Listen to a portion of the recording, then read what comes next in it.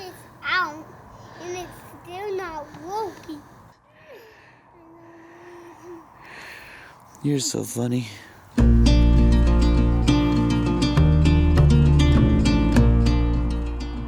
Well, I'm back on the road for the first time in a year. Campbell, thanks for putting the bag in, bud. Love you, Scott. Bye, cuties. Bye. Bye, kitty. I will hug you. Love you guys. Bye, kitty. Bye, guys. See you later. Bye. I'm in a hotel room alone, and traveling again has caused me to take a moment and reflect back on how this whole thing started, how this whole church began. And you know what? It did not begin with this kind of thing, traveling and working and all this stuff. It's kind of cool for me to think that the whole thing began with Sabbath, with resting in the finished work of Jesus.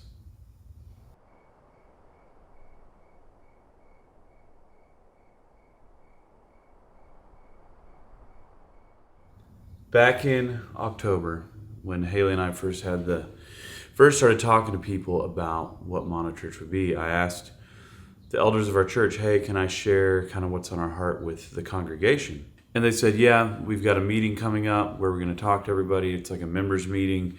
So you can share there, but you've only got 2 minutes. All right, it's got to be 2 minutes, like not 3, not 2 minutes and 30 seconds. You can talk for 2 minutes because we got a lot of other stuff to cover. So the meeting happens. It was on Zoom, during COVID and everything. And I share for exactly 2 minutes. And in that 2 minutes, 4 people texted me. I got 4 texts on my phone as I was talking. 4 people said, hey, we want to be a part of it. We want to be on the team to do this church plant thing. I was like, that's crazy. In the first 2 minutes that I've been publicly talking about this thing, 4 people are on board. Then a few days pass, and 2 more people come on board. So all of a sudden, it's Haley and I and these 6 people. We've got a team of 8 people. And we just kind of hit the ground running. Everybody's excited. We're doing Zoom meetings together. We're strategizing. We're planning out all the way into the future for launching in the fall, even though that would be 9 months later at that time. But during that time, every morning I had the same routine. I'd go on a run, and I'm in the habit of listening to books when I run. And I was listening to the book, The Ruthless Elimination of Hurry by John Mark Comer. And that book, man, after just 6 years of just grinding as a pastor, I say 6 years because that was the 6 years at Cross and Crown, but really at that point, it was 16 years of grinding it out as a pastor. I was just really tired, and I'm listening to that book and listening to him talk about Sabbath and resting in the finished work of God, and it was just a huge blessing. So, I don't know, one day I'm on a run, and the book ends, and I'm like, dude, I've got to talk to the team. Because I just went from 16 years of going hard to the past few weeks of going hard with a new team. So I'm like, we got to talk. So we talk, we get on Zoom, and I'm like, all right, I'm going to tell y'all something that is a huge risk to me personally as the guy trying to lead this team. But I was like, I think we should start the church with Sabbath.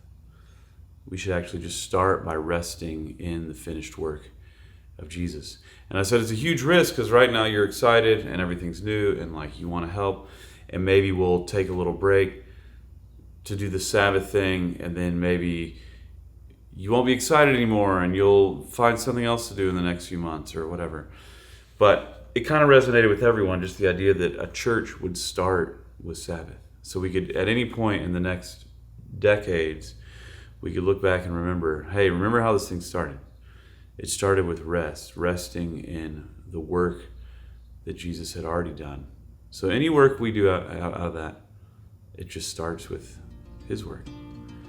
And it was amazing. The team agreed, and we took the next 2 months, November and December. Haley and I moved out of Seattle November 1st, and the whole team decided November and December would be the 8 weeks of Sabbath that we'd start the church with.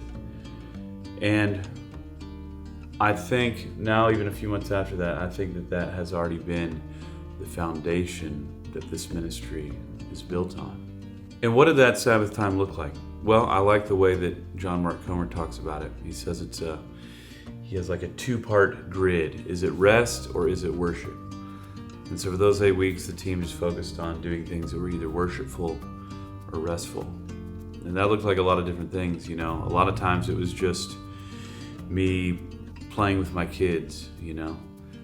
Sometimes it was going on a motorcycle ride alone by myself, just in silence. Sometimes it's just staring out the window. I got that.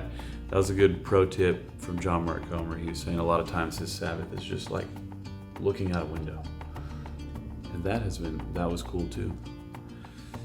But now, months later, when the work has picked up, and there's been weeks that are just a pressure cooker. I mean, last week I was traveling. There's people we're working with in other states, and we're all trying to get on the same time zone, and we're doing Zoom calls and Slack meetings, and we have deadlines, and it's all good work. But I'm like, even in those heavy moments, I've had to remember this whole thing just began with resting in what God already did. So like last week, when it's crazy and I'm leading worship and the team's over here and I'm missing deadlines, God would just show me these things to say, he just sent me these reminders like, hey, remember, this whole thing's built on what I've already done. You know, it's just over and over again. Like there's many times where I'm thinking, God, this is going to be too much work. Like, I don't know if I'm the guy to do this. Like, it's actually too hard. And then he would have some kind of miraculous thing happen. Just a few days ago, I'm getting done leading worship. I'm on Slack talking with the Monochurch team. And I'm thinking, how's this all going to work together? And then I get a text from someone who I've never met saying, hey, I want to be a part of what you're doing. And it just reminded me to go all the way back to the beginning and remember, like, God doesn't need me to be grinding 24 hours a day. He just needs me to be faithful and kind of follow what he's doing. And just remember, in the first 2 minutes of this church, he had already built the team. So if he can do that in the first 2 minutes, he can probably do a lot in the next 2 minutes. So today, when I can fly again and people can travel and we can stack up all the work the way we used to before COVID and try to do a million different things at the same time and try to edit video from your hotel room and then, you know, write the set list for the next worship set on your phone as you're laying in bed in a hotel. I'm just remembering today, this whole thing, the foundation of the whole thing is the work Jesus has already done.